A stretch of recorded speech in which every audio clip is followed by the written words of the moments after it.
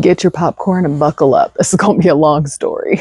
So you guys ready to hear the story about how I was conned out of $22,000 by supposed friends in a business partnership that went south that I should have seen coming and I didn't, and that's how I was taken advantage of? Story time. So now first, why am I telling you guys this story? I mean, truth be told, it is a very embarrassing situation. It's embarrassing that I allowed myself to be this taken advantage of. It's embarrassing that I did not see this coming.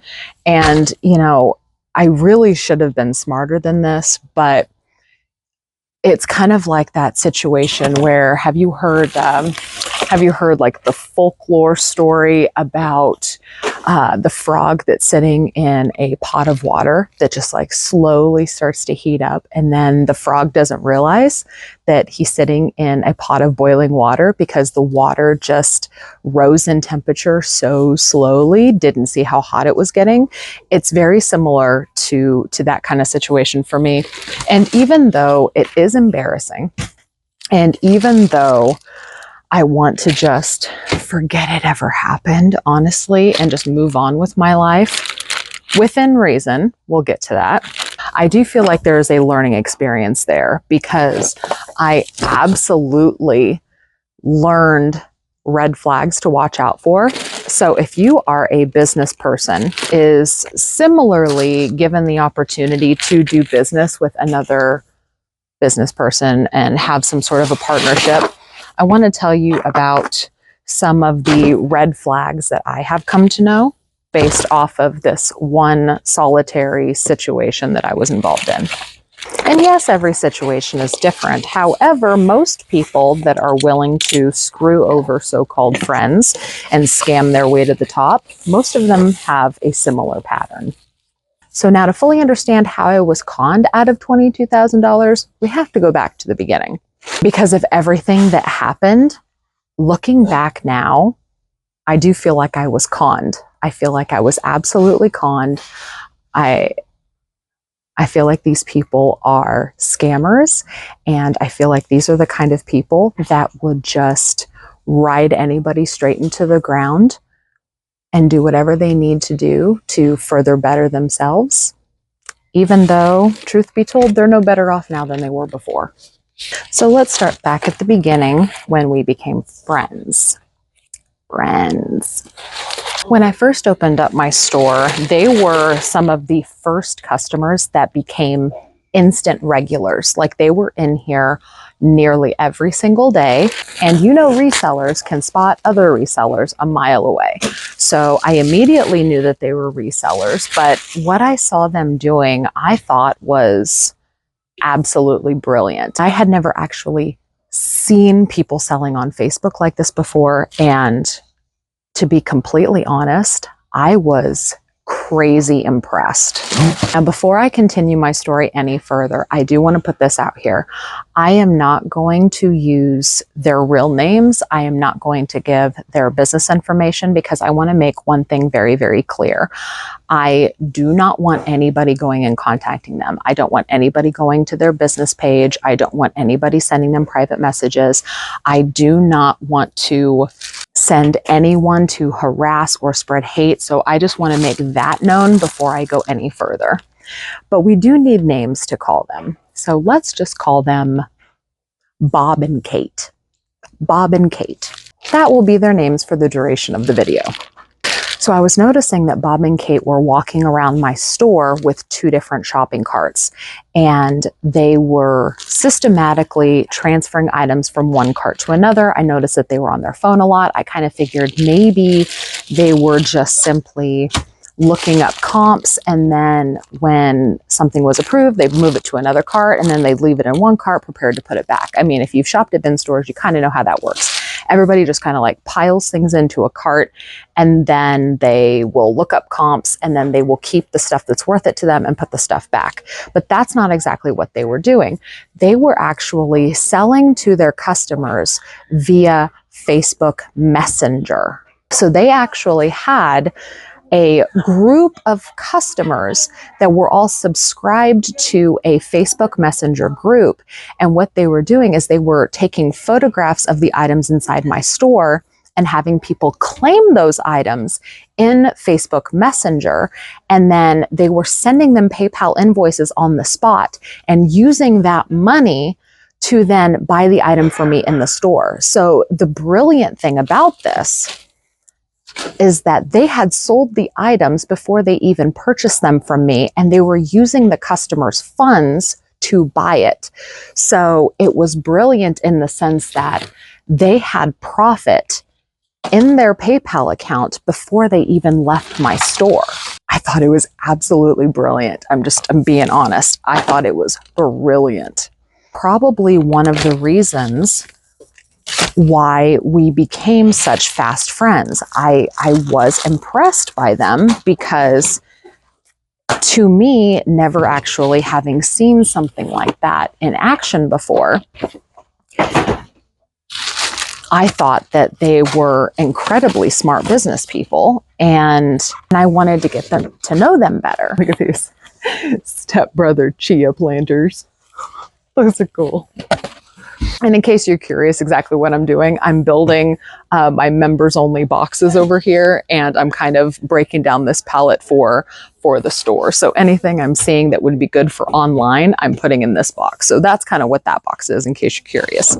So very quickly, I started to see that there was an opportunity for both of us to make a lot of money because they were able to move volume. You know, they would come into my store and they would drop $500 or $600 on merchandise in one afternoon. It was absolutely incredible. Ooh, it's a sunbeam heated blanket. This is like the 4th or 5th one I found. They're worth like $90 or $100. I'm actually going to set this over here just because I think it's going to take up too much room in the box. So I might put it in the next box. It very quickly became a friendship / business relationship. And aside from the business part of the relationship, Bob, Kate, and I became very, very fast friends. It turned into, you know, we were hanging out every weekend. They would come and see me at the store and we would just talk and share stories. Needless to say, we became very, very fast friends.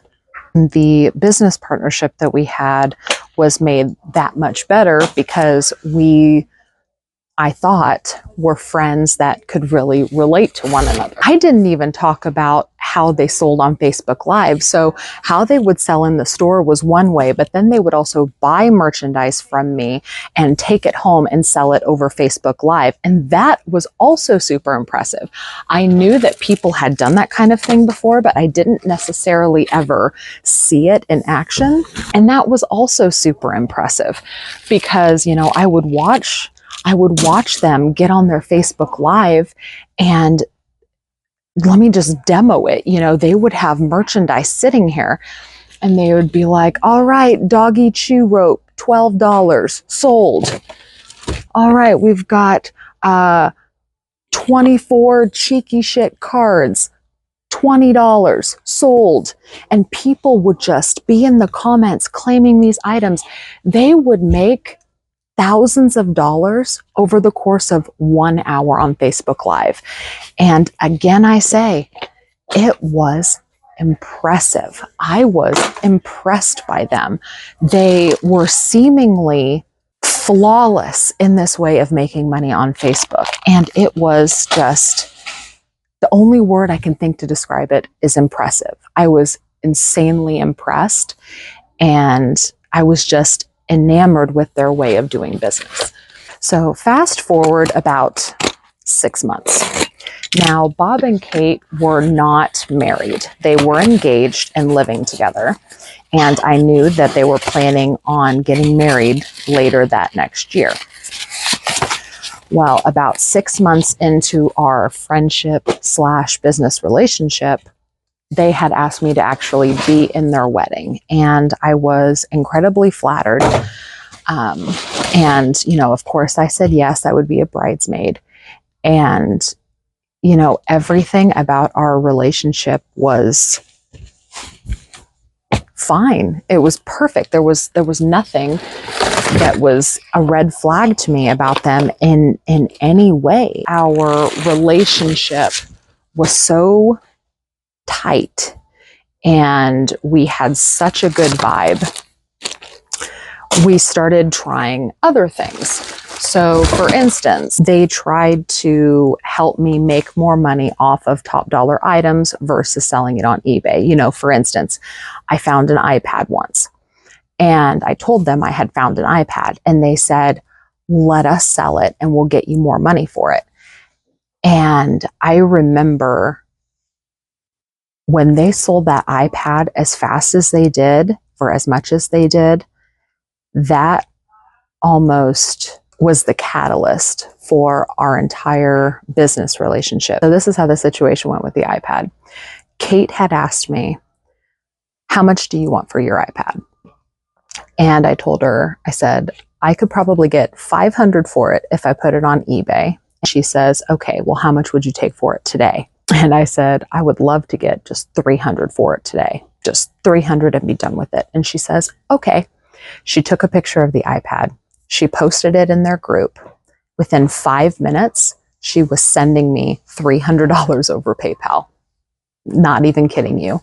She had sold it for $500 to one of their customers. She invoiced them. They paid immediately the $500. She sent me $300 and she kept the difference. And like I said, I think that moment was kind of a catalyst for this business relationship because I saw how much money I could make instantly partnering with them. And I'll be honest and say that, you know, I was blinded by the money. Wouldn't we all be? Made me eager to want to work with them more, being able to see how much money they could make me that quickly. So then Kate says, do you have other stuff like this? Do you have other stuff setting aside for eBay that I could sell like this? And of course, after seeing that entire exchange happen, I was like, hell yeah, I do. I have stuff setting aside. Let's figure out what to do. And so on the days that the store was closed, she would come in here with me and she would sell these items top dollar and we would split everything 60-40. I would get the 40, they would get the 60. They would get a little bit more because they were the ones that had the customers. They were also the ones dealing with the customer service. They were dealing with shipping because these were not local people for them. They had to ship all of these. They had to ship all of these items to their customers. So they were taking care of the shipping. They were taking care of the customer service. They were taking care of all of the back end work, the quality control and all of that. So, I mean, getting 40% off of every sale was awesome. You know, if they sell $1,000 worth of stuff, I get 400 of it. And all I have to do is provide the merchandise. It was, I mean, tell me in the comments, would you have wanted to continue a relationship like that? Where all you had to do was provide the goods and just sit back and have the money come rolling in. It was awesome. It was awesome until it wasn't. They gave me full credit actually.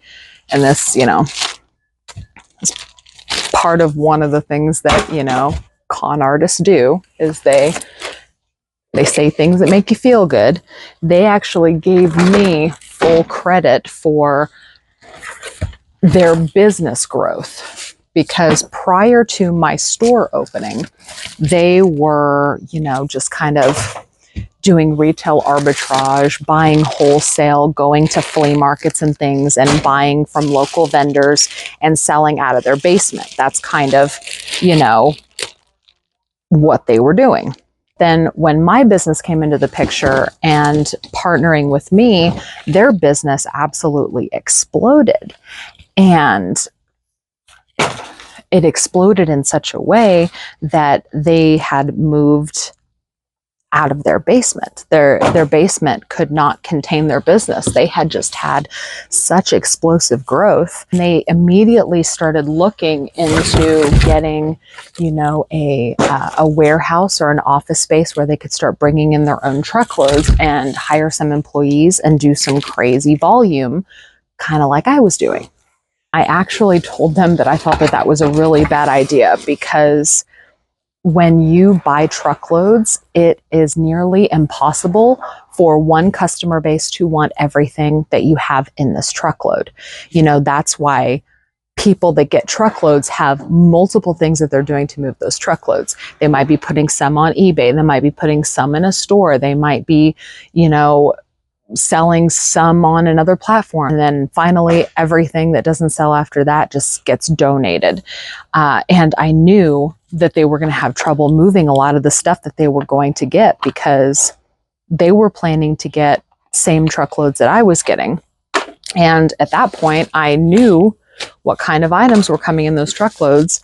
And I had seen what their customers were and were not willing to buy.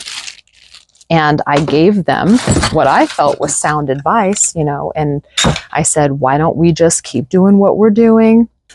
The advice that I was trying to give them was genuinely based off of my concern for their business and their well-being. The advice I gave them was, don't go to a warehouse, don't get your own truckloads, just keep doing what works. But they wanted to grow. And they completely disregarded my advice, and they got their own warehouse space and started getting their own truckloads. So they moved into their own warehouse / climate controlled office space.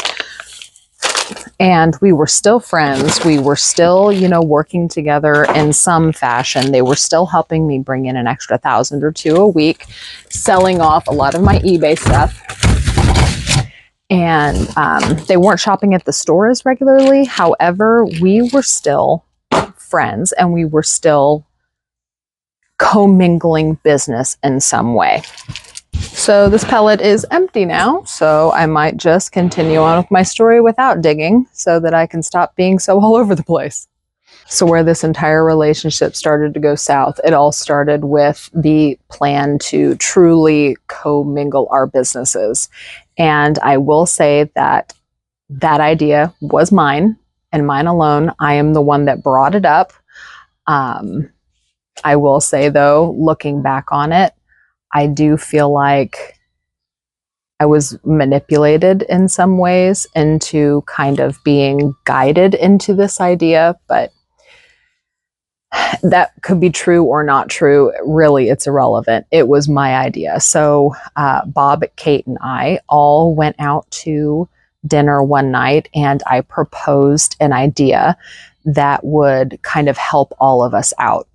I proposed the idea that we basically commingle our businesses, and they could work out of the back rooms that I was not using for anything. Like I had a full office space that they could use that was not being utilized for anything. There was areas of the store that was not really being utilized in the best way, and they could easily operate their business out of that.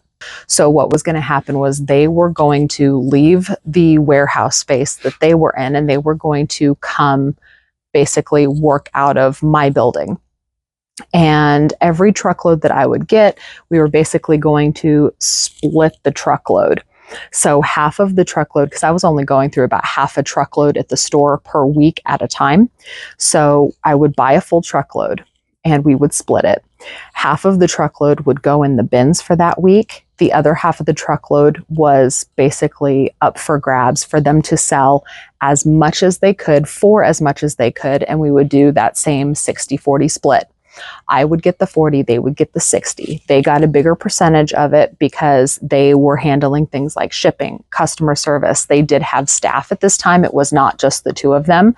They had, I think, 4 or 5 employees, which was also impressive because their employees would be live on Facebook and selling to all of their customers when they couldn't be. So, they had, employee salaries to pay and all of that. So it was still a good deal for me because they were basically getting top dollar for half of my truckload. And I was making a little bit more money off of those as opposed to my slim margins putting everything in the bins with the bin store model that I was currently running at that time. So then what would happen is everything that was left from their half of the truckload after that week that they could not sell, they would just go in my bins the next sales cycle. When it first started, it was awesome. I actually had a contractor come in and wall off an area of my store so that they had more room for working and shipping and doing all of these things. They needed a large area to do shipping because they shipped a lot of packages. They would sometimes have 100 or more packages go out every single day consistently, like 5 days a week. So they needed room. So I walled off an area of the store that wasn't really being utilized very well for sales. So I just kind of walled off that area. I did pay for that. That was an expense that I took on. And everything was just rocking and rolling. Everybody was making money. Everybody was happy. And then I started noticing a change in the frequency of how I would be paid. So we did have an agreement on the frequency of my payments. And I did have, you know, certain parameters that I had to accept, because when they were to sell something, they had to package everything for shipping, get the package weighed so that they could calculate shipping for their customer. Then they had to invoice their customer, and then they had to wait for their customers to pay before they could pay me. And this was another big mistake in this entire arrangement, is I was allowing them to sell half of my truckloads, and I was relying on them to pay me rather than having everything run through my business and then I pay them. But at the time, there was no other way to handle the situation, because they needed to be able to invoice all of their customers. They needed to be able to run everything through their PayPal so that they could ship the items and do invoicing and all of these things. And, you know, up to that point, there had never been a problem. I was always getting paid. Little things would start to come up where they would have to wait a little bit longer to pay me, or they couldn't pay me in full. They had to pay me a portion and then basically owe me the next week. They had their wedding coming up that had already been scheduled. I was in the freaking wedding, and, you know, something would come up like the flowers would need to be paid for. And so, hey, can you give us a couple extra days on paying you, because we have these flower arrangements for the wedding that need to be paid for. And of course, they were my friends, so I thought, so I would be very lenient on allowing them to make payments to me. And it just kept getting worse and worse. And it always put me in this really difficult situation, because the lead time that they had to, you know, sell the merchandise, get ready to ship it, invoice the customers, wait for, you know, the waiting period that the customers had in order to pay, it was already 7 to 10 days later that I was getting paid. So for instance, if they sold something on a Monday, they basically had until Wednesday or Thursday to invoice their customers, because it would take them that long to, you know, gather everything or package everything and get it weighed. You know, they would need time to do that because they had so many packages that were going out. And then it would get invoiced on that Thursday, and then their customers would have until the following Monday, Tuesday, Wednesday to pay. And so if they sold something on a Monday, it would be, you know, the following Wednesday before I could get paid. And then they would, you know, say things like, we have this bill that was unexpected, or we have to pay for our flower arrangements for the wedding, or we had to book our venue, and so I had to pay for this, so it's going to take us a couple of extra days to get you your money. So when I was already waiting 7 to 10 days, then it turned into I'm waiting 2 weeks to get paid in full, or 3 weeks to get paid in full. Now, saying this, it's not like they weren't paying me anything. They were paying me some, they just weren't paying me in full. You know, for instance, if they owed me $5,000, they would pay me $3,000 of it and say, you know, we had some extra expenses, or one of our employees was on overtime, and so our payroll was higher than expected. So we'll just tack on that extra $2,000 to your next week payment. And it very, very quickly just started to snowball into this massive lump sum, because you have to remember, when they already have 7 to 10 days to pay me, those 7 to 10 days in between then, they are full-blown selling merchandise. And so very, very quickly does 5,000 turn into 10,000, and then that turns into 12,000, and then that turns into 15,000. And when they're constantly in arrears, constantly having to tack money onto the back end because they're not paying me in full, they started amassing a massive debt. Keep in mind, these are my friends, you know. So I thought, I was preparing to be in their wedding at the time. I didn't want to rattle any feathers because I could see how stressed they were about the wedding and getting everything ready. And I thought I was being a friend by not being a bitch about making them pay me, because I could see things that they were going through. So I thought, I just sat and patiently waited to get paid. And then they had their wedding, and I was in their wedding, and Bob had told me, because I had a really good relationship with Kate. I mean, I was Kate's bridesmaid. I had a really good relationship with Bob too, because he was like the business guy, right? And we would put our business heads together all the time, and we would talk business and strategy and numbers and all of these things. And, you know, the week of the wedding, they had owed me like $20,000 by that point, that they were in arrears.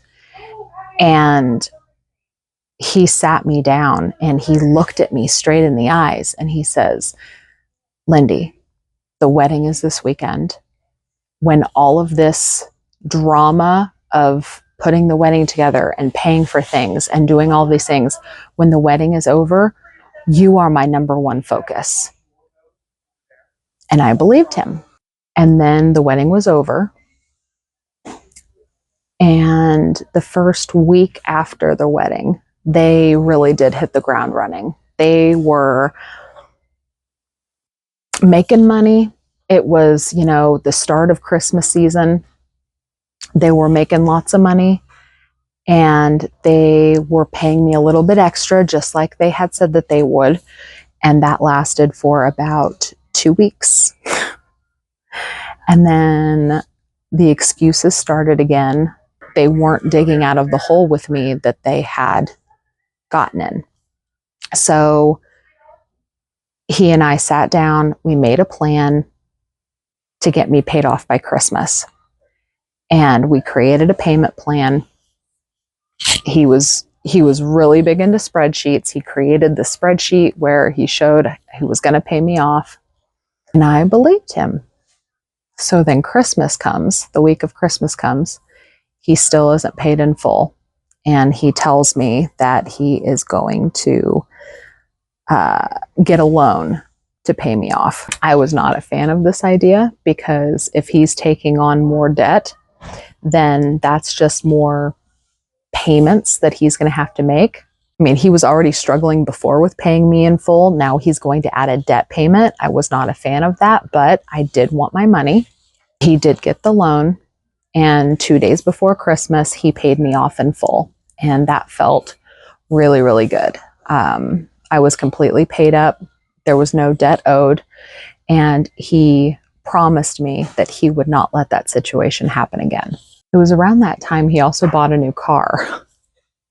But he kind of led me to believe that he took out such a sizable loan that he was able to pay me off and go buy a car. So, I mean, it wasn't my business. I was paid in full. That's all I was supposed to care about. His personal finances and the decisions he makes are none of my business, honestly. There was this talk about after Christmas break, they were going to come back and hit the ground running. And I told him, I said, okay. I said, but we need to make sure that if we're going to continue this relationship, that what happened over Christmas is not going to happen again. And he promised me it wouldn't happen again. And The first week after Christmas, paid me in full, just like promised. Second week, paid me in full, just like promised. Third week, the excuses started coming again. It was followed up with this, you will be paid in full next week, I give you my word.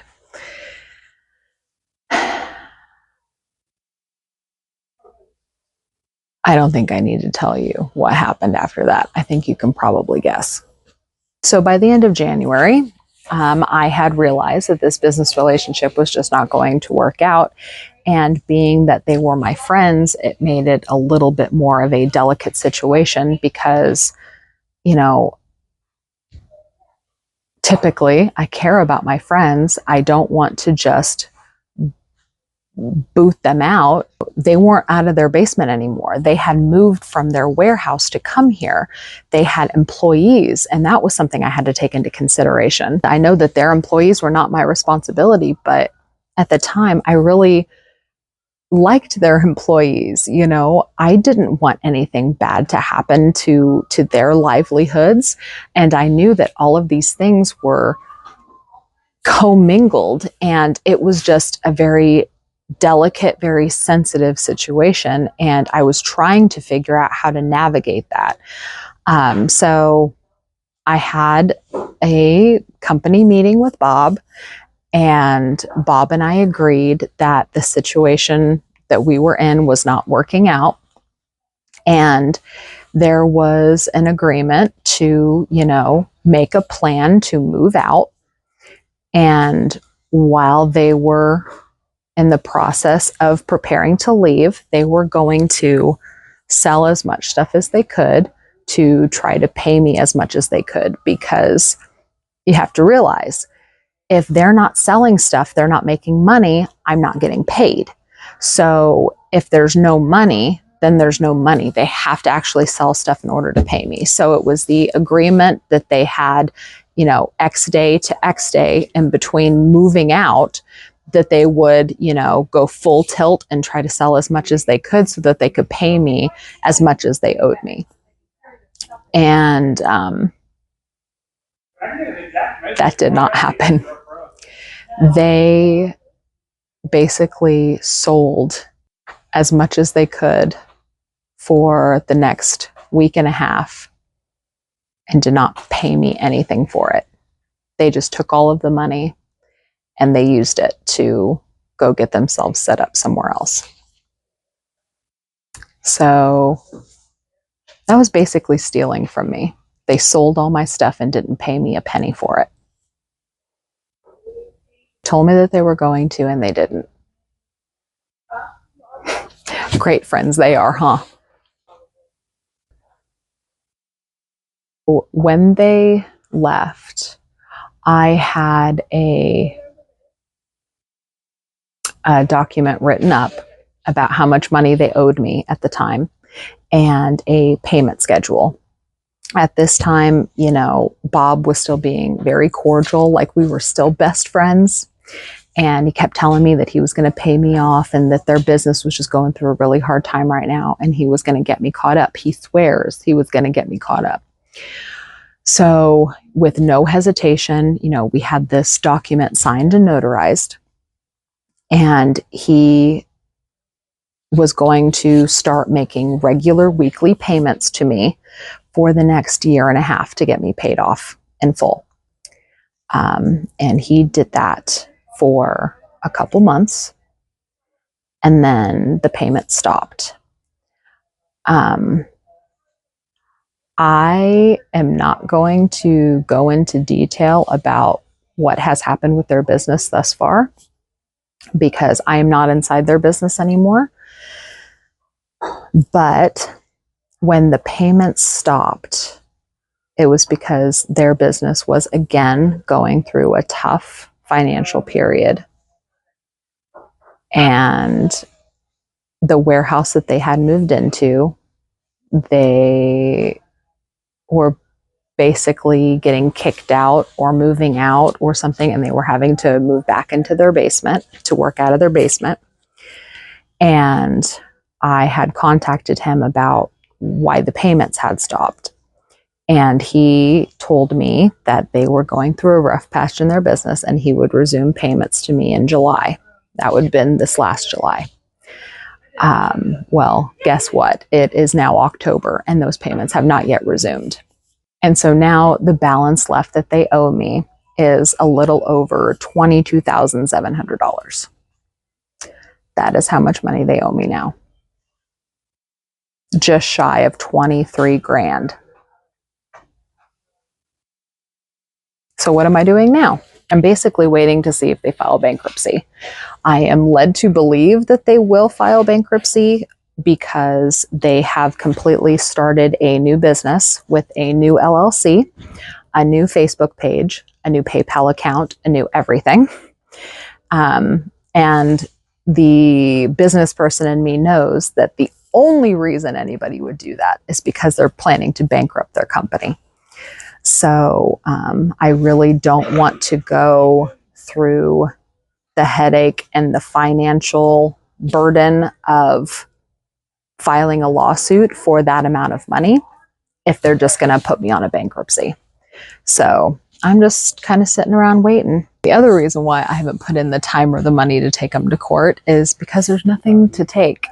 They rent everything. Even if I got a judgment, I don't think I would ever get paid.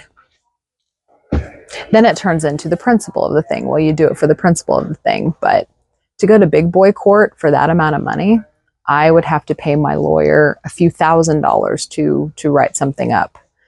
And you guys know my situation right now is pretty delicate. I don't exactly have thousands of dollars to just take someone to court.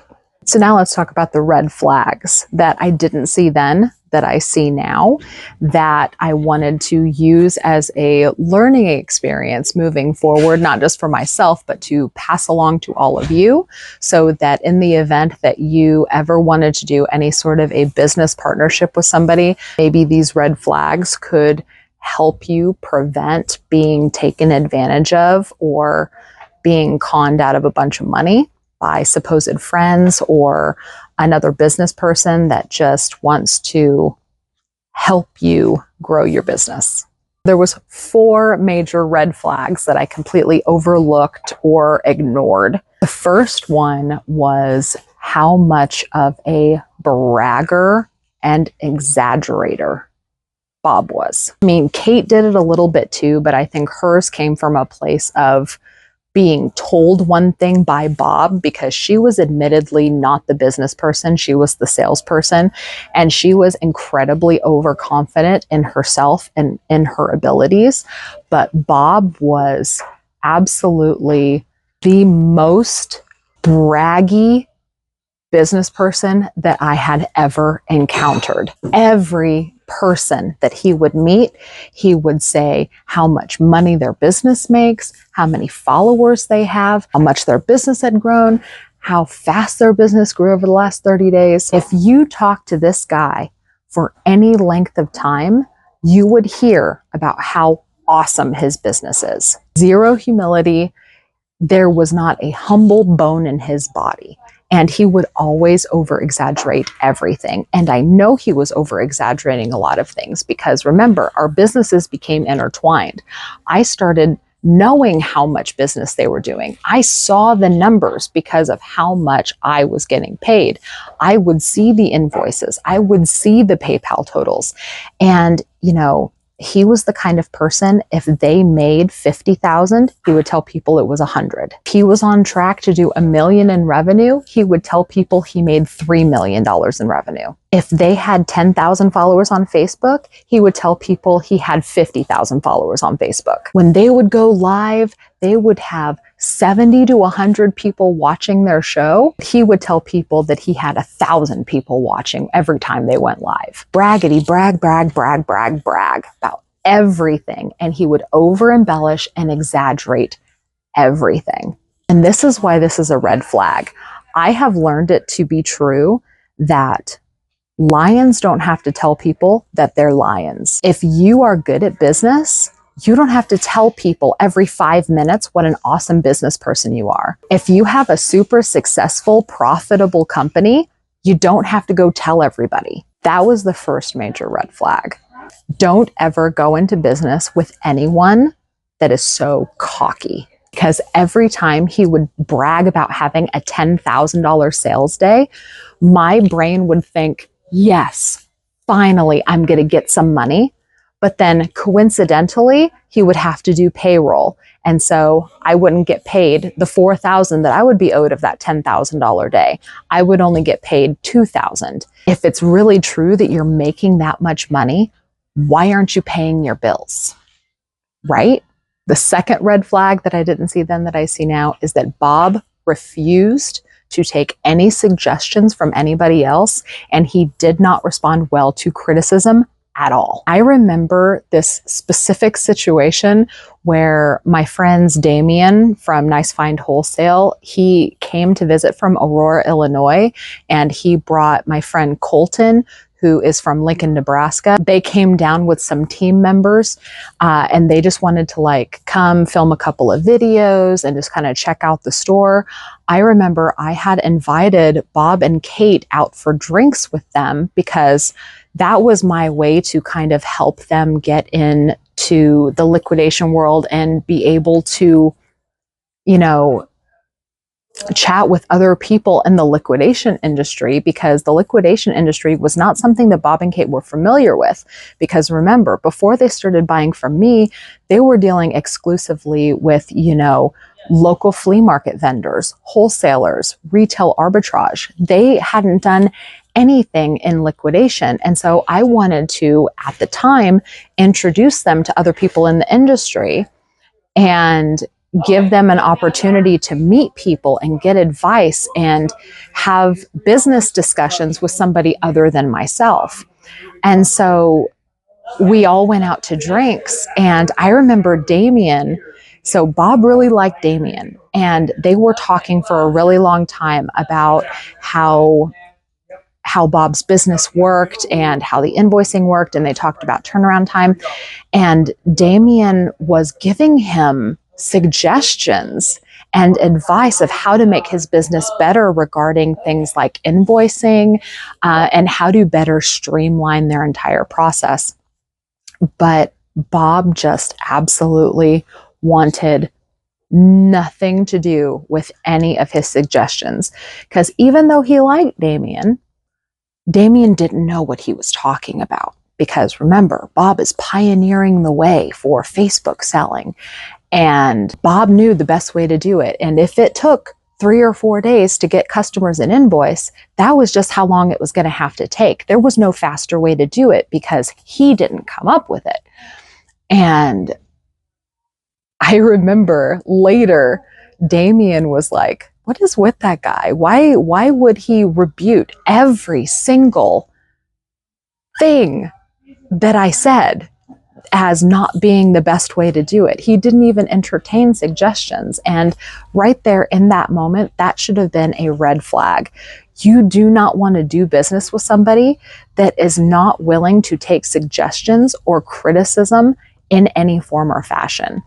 A good business person that you want to work with is willing to hear the ideas of other people and actually entertain it, not just immediately shoot it down. The third red flag that I didn't see or chose to overlook was that Bob operated his business almost exclusively on loans.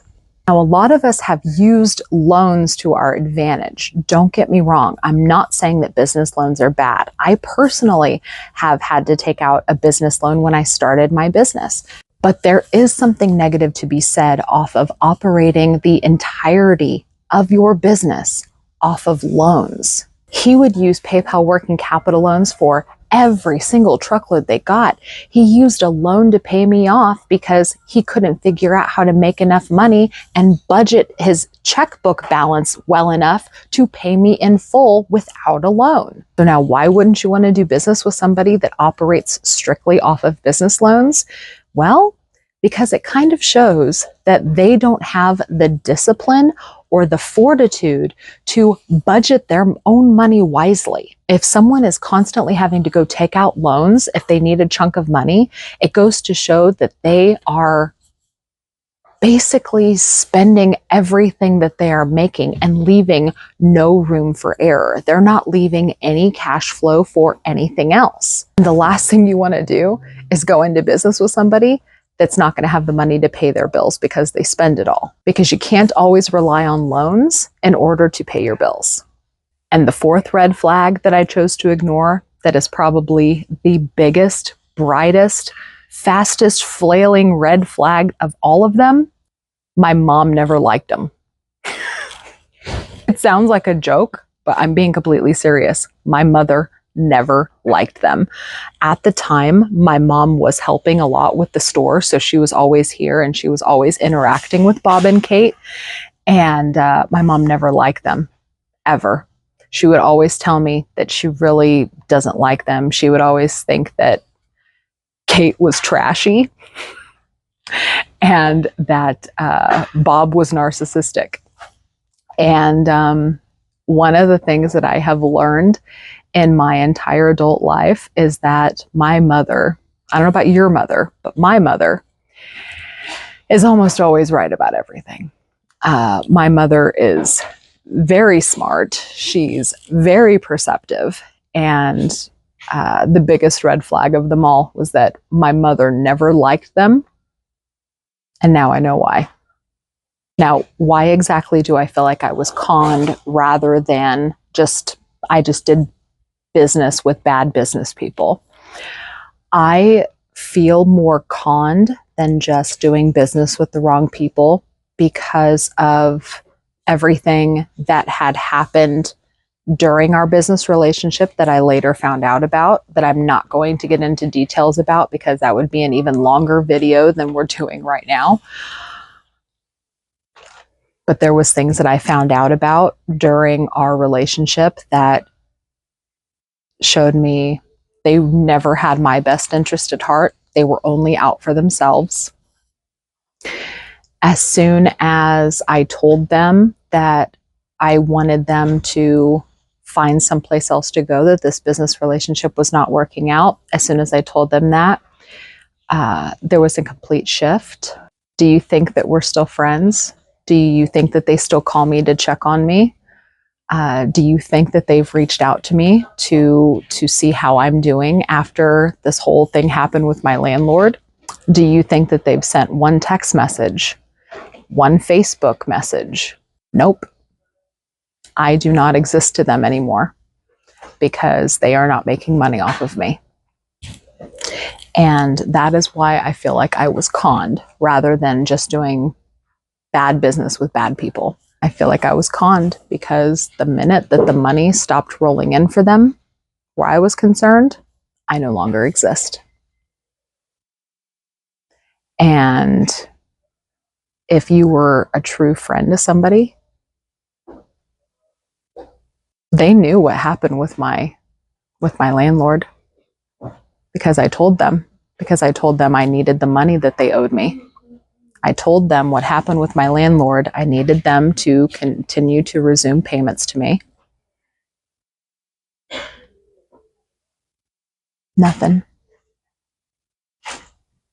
That's not a friend. That's not even a good business partner. That's scum. That's what that is.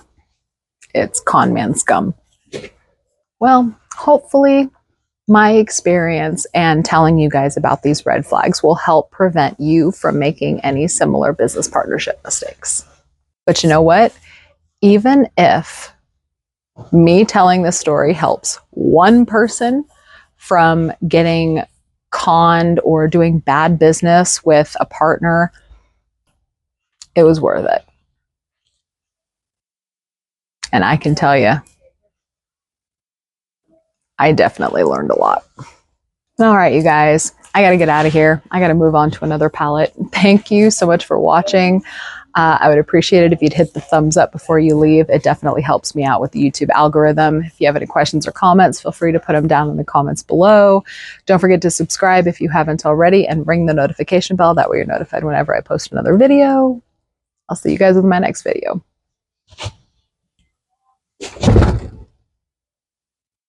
Bye. Goofball.